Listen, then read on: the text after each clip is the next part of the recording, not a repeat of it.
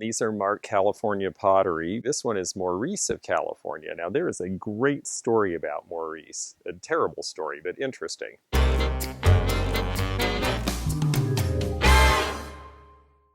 Hi, I'm George the Antique Nomad. Come with me as I wander the country in search of valuable vintage, amazing antiques, and cool collectibles. We'll buy, sell, and trade at antique malls, shops, and shows, estate sales, flea markets, thrift stores, anywhere people go to find really interesting things that just aren't made anymore. So come on, let's go! Antique and vintage travelers, it's George the Antique Nomad, and today I am shopping in central Kentucky. I am currently in Bardstown. We're at a peddler's mall. The peddler's malls are kind of a hybrid of part thrift store, part used goods, and hopefully part antique mall. So we hope to find some interesting old things and maybe some good prices. So let's go take a look. So this Peddler's Mall looks like it's a really new facility, and that's surprising because Bardstown is the second oldest town in the state of Kentucky. It's been here since 1784, I believe. And so this new stuff is really because it's starting to get caught up in the Louisville metropolitan area, and so there's money and people coming out here. Hopefully we'll see old things in this new facility. We'll take a look.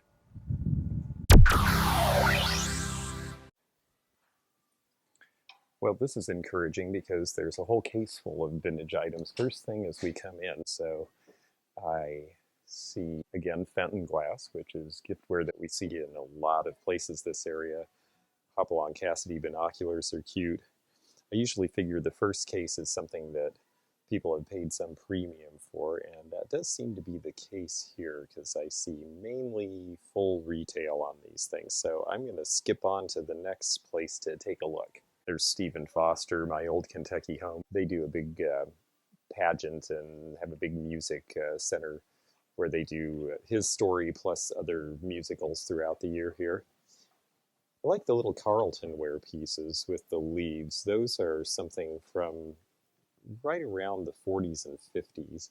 And I've had some customers for those, so I might come back and take a look at those. I noticed the jam pot's only $10, and I think they sell for $20 or $25 still. It's a blue bunny, and it has the painting, the blue and white, that's similar to the heron pieces that's supposed to look like fishnet. That's actually Andrea by Sadek, which is a company we see a lot from the 70s and 80s. So I may look that one up because it's $10. That might be a good deal.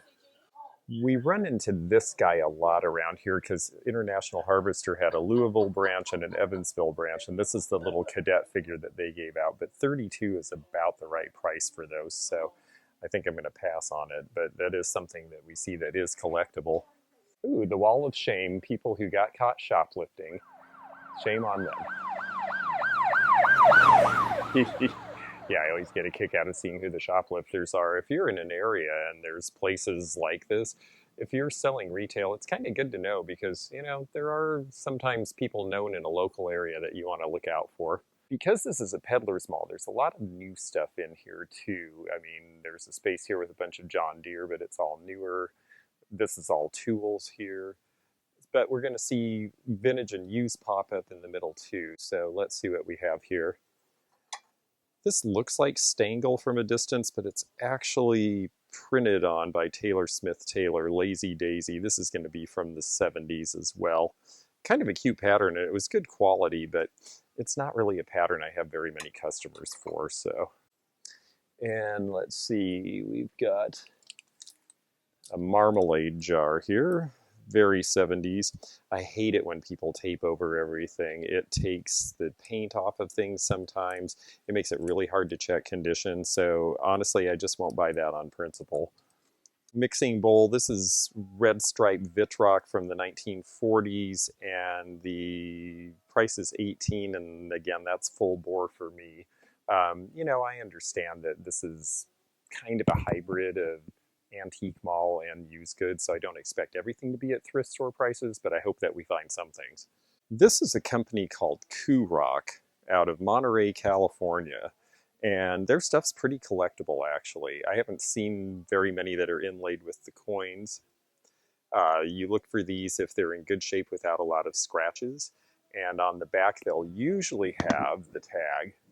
This one says Trays by Rock, etc. This one is priced at 18. It's an interesting motif with the oil derrick. 18 to 30 is about where they usually sell. If it had frogs or some really good 70s motif, or if I sold in an area where there was a lot of oil production, then I would probably buy that piece. Nice ship's lantern here. It's been converted though, and so they took the electric out of it, but it means it's been drilled, and that's just not as desirable. The boat signal is cool too. Again, $90, that's full retail and maybe a little more. Another Goofus glass bowl. Here's the problem with Goofus glass. It just flecks so easily. So you look and you think, well, the color is pretty good, and then whoops, wait a second, we've got a big white spot and a white spot and a white spot. That's why this stuff is collectible, is because it's so hard to find it without pieces flaked off of it. And so a really good clean piece is an unusual thing. You can see on the back where it was just sprayed on. Basically, it's fired on at a low temperature, like maybe 100 or 150 degrees, so it just doesn't cook into the glass. So it was really easy for it to wear off or get chipped. And that's why Goofus is a hard thing to sell. Not really because it's not desirable, but because it's very hard to find in clean condition. Wow. I don't know if this just fell down like this, or if this is the way the vendor has it displayed. But, you know, as a dealer, I'm willing to crawl over a pile. But boy, that's kind of a big chunk of stuff for a regular customer. Good object lesson for how not to do your space. Now, these are Franciscan, and these were done about 1970 as go-alongs for their dinnerware by the Tiffin Glass Company. The brown is kind of a harder color to sell, but these went with Franciscan Madeira. But they did some really great colors like lavender and bright green that are very collectible now for other patterns they made, so good to look for. Oh yes. This is a wonderful book that I bought for my godson. His parents just loved reading it to him over and over and over again. Here's something that we see often. If it's bright colored and it's mid-century, it must be Blanco because we want it to be, because it's worth more money. This is definitely not a Blanco piece. It does have the messy pontil mark on the bottom like Blanco often had, but this foot was never anything that they did. This is probably one of the smaller West Virginia companies, and so it's only priced at $10, so they priced it right, but not every piece of glass that's this color is Blanco, folks. Okay, so this piece is interesting. It looks like treasure craft, but it actually is not. If you look at the back, it's marked Maurice of California. There's a really interesting story about Maurice. It turns out Maurice was involved with the mafia, and Maurice of California was started basically as a money laundering operation. It didn't last very long because Maurice didn't last very long. I believe that within 5 years of the founding of the Pottery, he disappeared. But we see pieces of it, and I actually collect it because of that interesting story. And I might just get this. It's only $4.99, and it's certainly funky and weird. And so it was Maurice, apparently. Teapot. This is Hall Newport. Okay, this is a Hall pattern we don't see as often. And it's actually got Hall embossed, H-A-L-L. This is kind of a middle period thing around the 40s and 50s that you see sometimes. And then this little piece here, it's not marked, but this is Pilgrim glass from West Virginia because they did this white on top of the glass. They would roll it in another layer of glass and then melt it again. The rooster tray is cool. He's $12.99. That's really about what they go for. Okay, well, when you get to the back, sometimes the merchandising isn't as good, but that can be opportunity. These big windows are only $12 a piece, and that's actually a pretty good deal for this size. And then we've got, well, we have a chalkware clock here. This is Landshire. This is a ceramic chalkware out of the 50s, and it says it works, but it's $49. And to me, that's full price, especially with little chips around their head. So I'm gonna walk on that one. Let's see, the beer signs say they all work perfectly, but they're all priced in the $90 to $125 range, so I am not going to go for those. Now, this piece over here is one that people don't necessarily recognize. All the beer companies had these mugs done around 1970. The thing that's maybe more interesting, and you can't tell on the bottom because they were never marked, but these were actually made by McCoy. So you McCoy pottery collectors have a new thing to look for. There's a whole line of these, and all sorts of beer companies had these logos done by McCoy about 1970, but it was supposed to promote the beer rather than McCoy, so it doesn't say McCoy. This piece is a Sterling beer light up from the 70s. And again, if it just wasn't quite so worn, I'd be pretty excited about that for $30. The reason that this stuff has value to people is because lots of it got chipped, lots of it got worn out, lots of it got thrown away. And now people think of it nostalgically, or they want it for a function that they can't replicate in the marketplace today. And so most people want it to be in good shape. And if you just don't have a pot to, well, you know that expression, well, here's one for you now. This set here is green depression glass. Now I don't have a black light with me. There is a good chance that this would glow very nicely under a black light. And if that's the case, then the $47.50 for this with the 6 glasses is not a bad price at all. However, lots of these pieces, even the same piece in the same pattern, may or may not have that quality, because it just depends on what they threw in the batch that day. If they threw uranium oxide in to brighten it up a little bit, then it will, and if they didn't, it won't. So just because you've seen one piece before that doesn't mean the next one will. However, I don't know if Ashley Rosé has one of these. It is, I believe, a 1970s version, but it is a nice blue slag color with the white in there, and it is a swan on nest rather than the hens that we see all the time. It's got the patterning on the bottom there, and it's $12.50. So, you know, I think I might take a chance on this one. I have a feeling that's probably a $25 or $30 piece. These are marked Joe St. Clair on the bottom, and they're basically the same thing as paperweights the way they're made. He was a paperweight maker in the 80s and 90s, and his stuff's actually pretty collectible. And the way they do it is they would do the internal work, and then they would actually fuse it all together in a dome and then do the clear dome around it. And in this case, they turned it into an ashtray rather than a paperweight. The paperweights are more collectible, though. We don't see the collectors for depression glass like we used to, but this Sierra pinwheel is actually a hard piece to find. They've got 25 on it. It's a little butter dome, back when butter was handmade and was not necessarily a cube.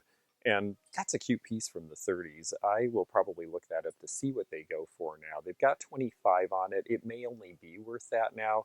There was a time these sold for about double that, so I'll check that out and maybe come back for it. So this is Universal Pottery out of Ohio, and these orange deco flowers are definitely a 1930s design. You'll see sometimes marks that are Universal or Universal Cambridge. These don't have any marks at all, but the dealer is correct. That is the attribution. These are just a little worn. Now, sometimes these black marks will come off if you use things like Mother's Mag wheel polish or wadding cloth, because it's just metal from being scraped together with utensils and things over the years. So there is a chance you can get that clean. I, however, am too lazy to bother. So we had to get a cart because we found a few things and hopefully more. This is a reproduction of a Victorian piece with the opalescent edge, and you can tell reproduction. It feels greasy and slick and oily. There is no wear on the bottom at all. There was a company called AA Imports in the 80s and 90s that started reproducing Victorian glass and sending it over by the boxful, and they really hurt the market. You can tell the difference. Look for those clues that we just mentioned. If it hasn't had any wear, it's probably not real. Here's a Pilgrim that's got the label. That was their middle period label in the late 60s, early 70s. And notice how the bottom is finished. It's got this weird, they would fire polish the bottom, so it's the pontil was there, but it's got this weird, almost like a corona. And that is an indication of Pilgrim glass if you see one without a label. They were in West Virginia from the 50s until about the year 2000. Now this piece with the gold aspect to it, goldish orange, this is definitely Venetian glass. This is Murano from the 1960s or 70s. It's only $10. This is a really good price for this piece. I am going to get it. And another piece that is well priced, but I'm not going to get because it's just large and I'm afraid of damaging it the way I'm traveling right now. This is Westmoreland, and the open lace, we see it a lot in avocado in the satin glass, but the blue is harder to find. Polish pottery. This is very nicely done. It's handmade. It's currently available, however. They're importing this. You'll find it in places like this at good prices because people got it as a gift and it wasn't their thing or that sort of thing. But again, not really old yet, so not my thing. I see some old oil cans, and I always like Petroliana, so let's see what they're priced like. Yeah, $20, and it's not really in good shape. 18. Yeah, these are pretty full priced, and I mainly look for metal ones because once you get into these paper ones, not only are they not as old, but they tend to kind of get greasy feeling. I think eventually it soaks in, so kind of not great. This place is definitely big. I will give it credit for that. There's a lot of stuff here.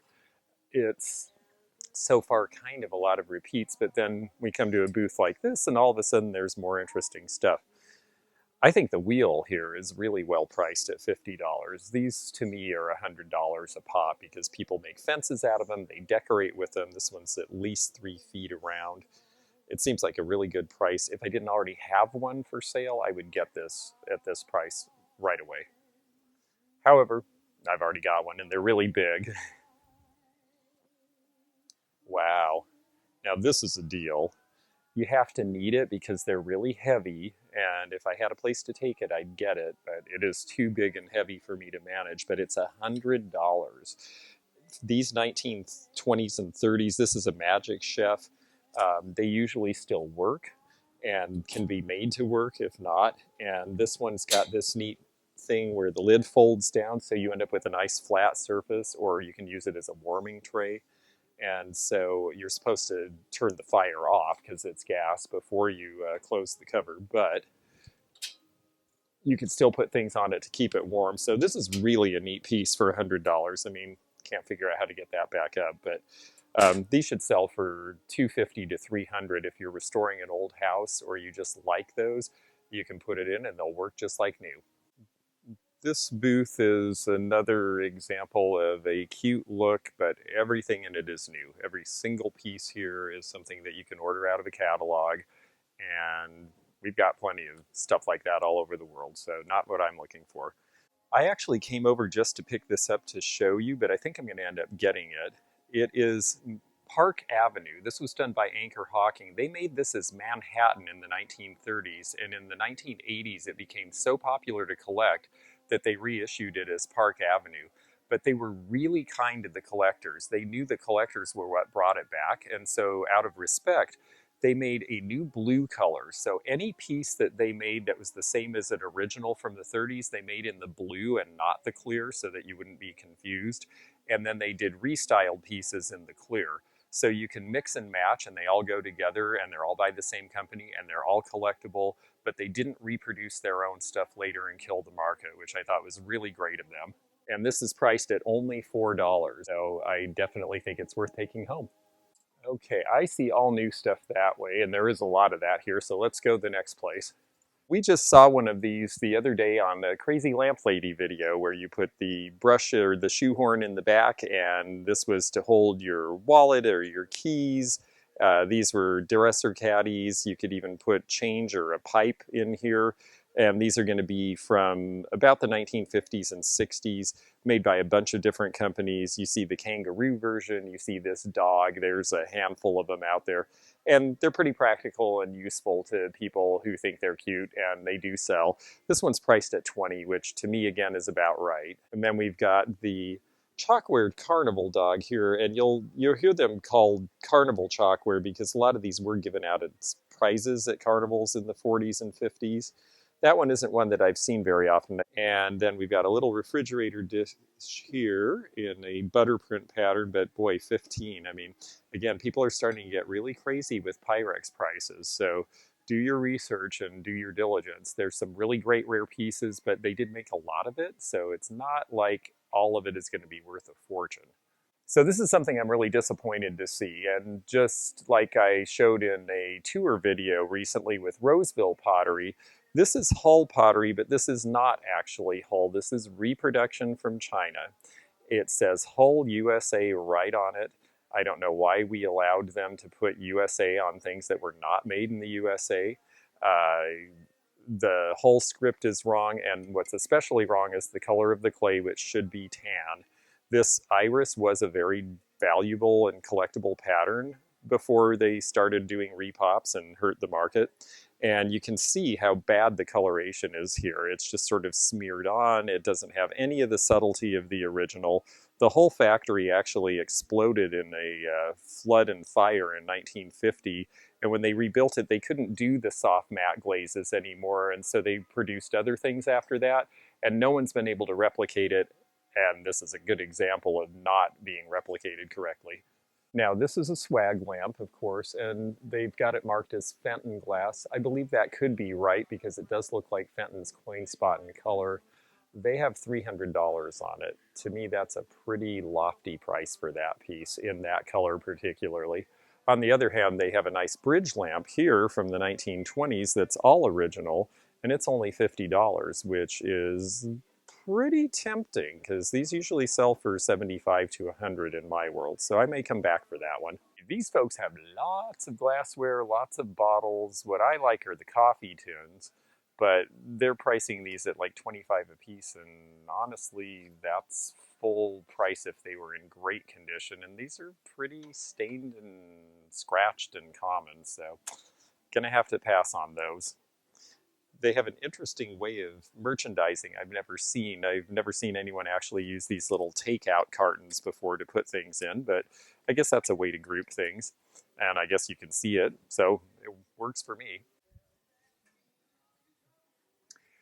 I always like these old kitchen stools that are by companies like Costco. This one's actually a company called Sylvester, and we can see that Sylvester's mechanism doesn't work as well as Costco's because that does not really want to come out. So that's going to stay here. It's too bad because it's a good color and that's not a bad price.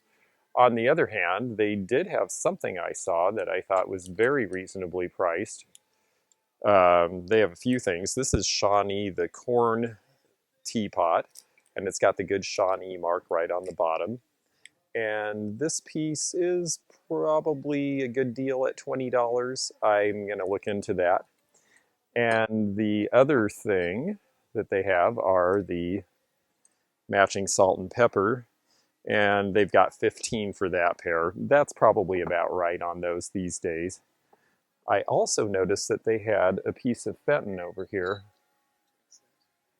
Now this is Cranberry Coin Dot by Fenton. And this big picture is priced at $29.99. This is about a $65 piece even these days. They used to sell for over $100. It's a good shape. I don't see any chips or cracks. And it's actually got some wear. It doesn't have the Fenton label because they didn't mark their stuff with the emboss mark until the 70s. So this is a nice older piece, probably from the 50s, and I'm going to take it. And then let's see what else is in here. Once you see one thing in a booth, then you start getting excited and think there might be more. Fun glass set over here. And it's got the caddy and everything. These yellow tumblers are going to be from about 1970, and they've got a little bit of texture the way that they're screen printed, so they're actually easy to hold when they sweat. And it's got the caddy. And it's $20. And you know, with the caddies, it's really the caddy that makes these sets. It's kind of tempting. It might be something I might be able to get $40 in the right place for it. And, you know, I like to do more than double my money if I can, but if that's all we can get, sometimes that's good enough. So I'm going to bear that one in mind too. And then there's this big piece, which is a batter pitcher where you can pour both sides. And this is a 1930s piece and is priced at $18. Kitchen glass sells really well. They've got a lot of boxed kitchen appliances. You know, these vendor malls are kind of fun because you can find any variety of things. So if you're a reseller, these are good places to come, especially if you're not strictly doing antique and vintage, because you might find any number of things that you can make money on. Love these colored aluminum tumblers from the 50s, but these are priced at about retail. I think they were 18 for a set, and there's just not room in them for me. Yeah, this looks like mattress land back here. Okay, those are all priced really high. That's missing everything. That's brand new. Yeah, this is a nice piece. This is an unusual piece in that it's a two color and it's a layer over a layer. This is also Venetian glass from the 1950s and it's priced at only $10. Sometimes when you're in a part of the country where modernism isn't really prized or desired, you see these things really inexpensively because they just look at it and say, well, that's not appealing to me. But I'll tell you, down in Florida, this is going to sell the first time I take it out. So very excited. No chips, no cracks. With these, you have to check both layers, but you can see how the layering of the glass goes. And yeah, just fun color combination. This is a winner. Well, this is just such a big selection of random pieces in here that it definitely is worth taking a look for a minute. That could be Vaseline, even though it's a newer piece. It is a nice teal, yellow glass eyes. I would say that this is a much newer piece than it looks, though, by the way it feels. Again, it's got that greasy feeling of new glass, and look at all these. These are all reproductions here.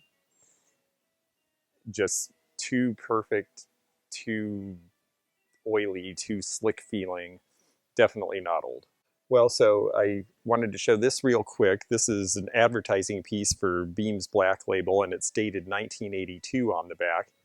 And when I hold it up to my ear, I hear that the quartz movement is working on this. This would have been a quartz originally because by the 80s, quartz movements were around. So this is a cute piece for 15. I think it'll sell for 30 to 35, and I'm going to take it. We're going to actually head on up to the register now. We've seen most of what's in here. We're going to hit a few aisles on the way and check out because we've got other places to go. Do you take a tax ID number? Yes. Okay, I've got my form, and what do I need to fill out? Okay, thank you.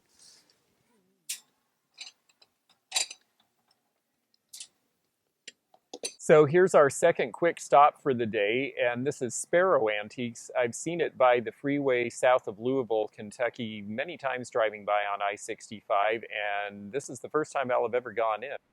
So in the 90s, it was really popular to buy a piece of land by a freeway, put a metal building on it, and put an antique mall in it, and that's how this came to be here. And it's great because it's low overhead, so the dealers can make money and the rents don't have to be too high, but you get a lot of visibility. First thing I saw that grabbed my attention was this Stormtrooper guy, really cool. And then there's a bunch of showcases, and I noticed a lot of fun little vessels and holders and oilers and household things that people collect. Gold Dust Twins, Texaco Star, those things. These owls are pretty hot. I always go into spaces that say they're having a 50% off discount because it's a great way to find bargains on things that maybe you have a better customer for than another dealer does. This Hall teapot, 35 bucks, and this modernist pattern is very popular. It doesn't have a red slash, so it's not half off, or else I would have taken it right away. It's got the Hall China company printed on the metal part because this actually has the cord that plugs in, and that is the heater. So this is a percolator, the whole thing. And I just love the gazelles. Anything with gazelles from the 50s seems like it's a great motif that people really appreciate. It's modern and yet naturalistic.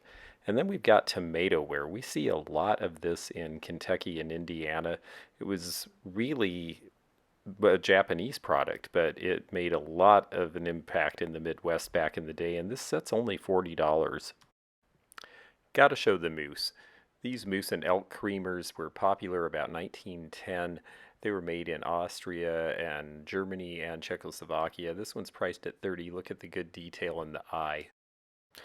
These dishes are Fallscraft Villager, probably their most popular pattern in the 70s. And then we've got a lot of fun, just sort of decorative things, but not anything specifically interesting until we get to these owls. These are also 70s. I just love the eyes. Color is good. They're $8, made in Japan of redware. That's probably about the right price on them, but they're cute. There's always a market for Star Wars collectibles, but of course the Kenner stuff before the episode 1 is the most expensive and valuable now. I'm not really sure why they painted her topless, but these figures were very popular in the 1950s, and they're very popular with the collectors of nudies now. Big road signs from old businesses, old highway-facing signs. These are very popular thanks to American Pickers. They are selling at prices that have never been seen before. The St. James School sign here is priced at $2.25. The King Edward cigars was $3.95, and I have to say those prices are not unreasonable for today. Ooh, where am I going here? I just about walked past this cream separator. I think these are great because they're early 20th century. You see them in the Midwest where the farms were. The top has a screen. That was to keep bugs out while the cream was separating in the thing, but they work great for water coolers now. They're totally set up for it. You just open it up. You might have to get some old milk scale out, but they've got the stand. They can hold the fluid. I think they hold up to something like 20 gallons, and they've got the spigot ready to roll. Now, I have to say, like a lot of older malls, there's a lot of things that are just sort of miscellaneous, but then we get into some really great signs again. The DX is an old gas station sign, the pharmacy sign. I mean, there's these really big poppy things. They're not displayed in an amazing way, but they sure are amazing pieces that could look good in somebody's garage or man cave. This Royal Crown Cola cooler is about $500. Royal Crown is harder to find than Coke or Pepsi. It did run. That's not a bad price for a restoration project. I haven't seen many much cheaper than that. You can date Coke items by the motto, and this one's 1970s. Another 70s motto was things go better with Coke. There was a dirty joke about that I can't repeat back then. I had never contemplated buying a video store advertising light before, but this one has the big squeeze with Michael Keaton, and anything with Twin Towers on it from before 9/11 is collectible, and it was priced at 20. They're worth about 40, so I went ahead and picked this one up once I figured out how to make it light. And then the Budweiser clock. This is a 1970s piece, I believe. 70s or 80s. Old enough to be vintage, old enough to be collectible. Anything Budweiser does well. Here's a pretty orange nappy. Nappy is any little bowl with a handle. This one happens to be Blanco glass. You can see the broken off pontil. So I have to confess that I'm old enough to remember when these were prizes on game shows back in the late 70s. These are Sirocco. Sirocco has always been an ornamental arts company that made a lot of wall plaques and a lot of figurals and little trays and things, and they're all made out of plastic. At first they were to look like wood. By the 60s and 70s they were to look more like gold metal. And this was priced at about $16. I bought it because I think it's worth about 35 these days. I going into the next space here looking for the chef clock, and it's a great piece from the late 40s early 50s. It ran, but it does have chips up around its ears, which we'll show you here, and unfortunately condition really does matter. You could touch that up, but it was priced at about $30 already. These dealers have a lot of fun signage. I had to go right to this one because I recognized the car. This in the corner under the tag, I'll flip that out of the way. I think this was priced at 50, which seemed fair. But that is a 1964 Oldsmobile with someone working under the hood, which is very familiar. My dad had that car, and we were constantly getting stranded by it. And it was a terrible car, but it was very comfortable to sit in waiting for the tow truck. In the meantime, there are some signs in this space that the American pickers would just flip for. Some of these are priced over $1,000, but these are 1930s era and earlier. Very hard to find in this condition. Condition is everything on these. Now here I'm going to show you something that was a find I let get away. This was priced at 100 and a quarter, I think. It's an old Coke dispenser fountain top from the mid 60s. It's got the different labels for Tab and Fanta and various Coke products that were just coming out of that period of time, late 60s. And it was a good deal that I should have bought, but instead I went wandering on thinking I would come back to it, and then I forgot that it was there. So, lesson to me, to all resellers, pick it up when you see it, have them take it to the counter. I should have bought this orange vase too. But, we can't have everything. And of course, we didn't imagine that we would be on hiatus now and wishing we had bought everything in sight, including this groovy Afghan. I love the ones with the herringbone or the diagonal patterns, and these colors are good. Usual item I've never seen before, and I like things I haven't seen before. This one is from the Fountain Ferry Park, and I'm not sure where that amusement park was, but it is an Ingo grip test. This looks like something from about the 1960s, and I imagine that when it was all hooked in that when you did your grip, however strong you were, you got this many stars and it would light up. I apparently get 0 stars because I can't get it to do a thing. And then I want to take a moment in this booth because it is having a 50% off sale. And I just want to see if there's anything that I might need. These are paper mache and I see them around and they all seem very sinister to me. Shasta root beer, draft root beer lamp, but it's just made out of an old can. It's something somebody made at home. Okay, so this is a set up here that is marked German set, and of course they are saying that because they see what they consider to be a swastika. This was actually a Native American good luck symbol up until the Second World War when the Nazis co-opted it and it turned into something else and then people didn't want it anymore. When you look at the bottom of this, it has the tan clay and the heavy earthenware quality of American earthenware from the 19 teens and 20s, which is when this is from. So this is definitely not German, even though it is a beverage set. And because of that, it's not really a $200 item or a $100 item at half off. So on the other hand, this over here, this is an old piece of shell art, and the basket is woven around this tray with the glass cover and the shell display underneath. This is the sort of thing that would have been made as a souvenir probably in the 1950s somewhere in the Orient or in Florida and sold down there. And I am going to take it and sell it down there again. And I think that's it for me unless Abe Lincoln's head.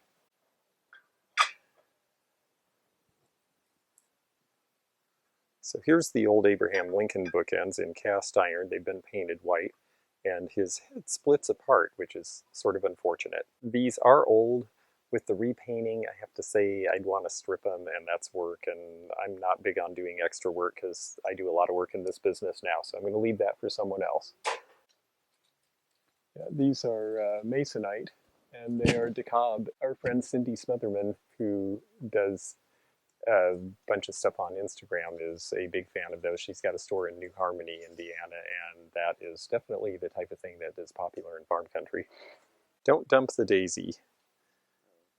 Oh, I see. You have to balance everything on this flower. And then if you manage to do it without them falling off, then you win. So it was really a dexterity game, and it's very flower power, so this is going to be something from the late 60s. It's only priced at $5, and the graphics are pretty cool. I wish they hadn't masking taped it. We've got the old clock here that says it runs. It says Enjoy, so I think that's 1970s. You can tell by their various logos. Next to it, we've got a very pretty family record. This is a lithograph piece. A lot of families, if they could afford one piece of art, they would put this on the wall and then keep track of all their family's important information in it. And it's got an ornate frame. This is going to date to about 1890. And then above it is a print. This is 70s, and it's a limited edition, but I see a lot around here by C. Don Ensor.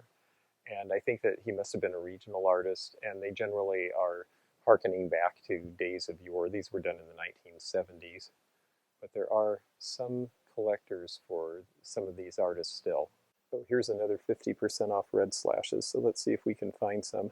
Those are Florida looking orange salt and peppers, and they're marked Japan, because by this time it was all being made there, and they're only $3 as well. And because they're oranges and in good shape from about 1970, these will sell in Florida, so I'll definitely take those. I like salt and peppers because they're small, they're easy for people to take when they're traveling, and they have a lot of variety. So let's see if there's any others that we can afford here. We've got the Hillbilly with his jug. That's a popular one from the 50s. That's priced at $11. That's pretty much full retail on that. Not that they're not entitled to get full retail. Native American look here from the 50s. Marked Japan, those are $8. Not a bad price. A little more than I want to spend, but it's definitely a good price for someone walking in here. These look 50s too. I like the older ones that have the corks in them, but they're priced right, so. And then down here, Oregon State Centennial, 1959. I would get these if it was my Oregon season, but I know they're here, and if they're still here when I'm getting ready to go back west, then I'll pick them up then.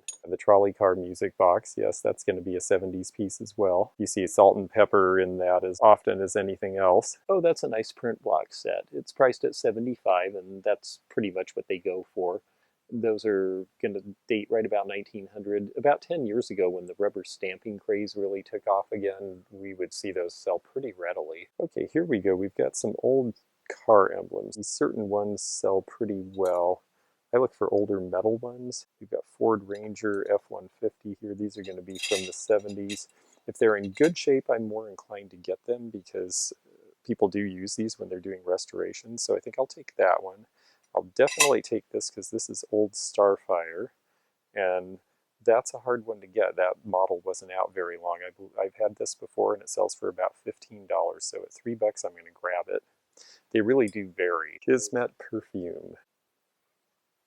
Can't smell it. That might be a good thing, but let's try.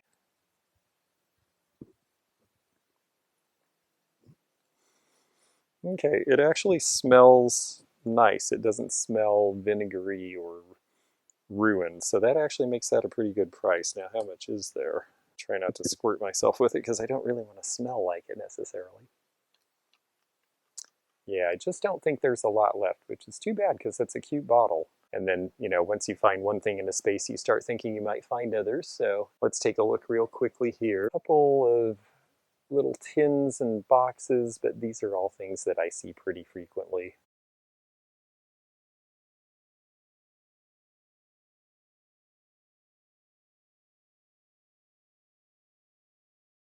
Okay, so this is a sun-kissed advertising clock from the late 1970s, and you can tell by the big feathered hair, and the blonde guy has the big feathered hair as well. It's something that there is definitely interest in now because enough time has elapsed. I would expect this to sell for about $40 or $45.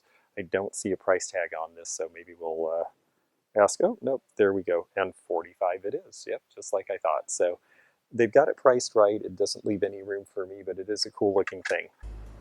Thanks for joining me again in the fun and fascinating antique community here where online meets the real world. Please click the subscribe button below, click the bell to be notified when new videos upload, leave a comment below, and hit thumbs up to like this video. Links to our online social media daily posts and our items for sale are in the description. This is George at the Antique Nomad. Bye for now.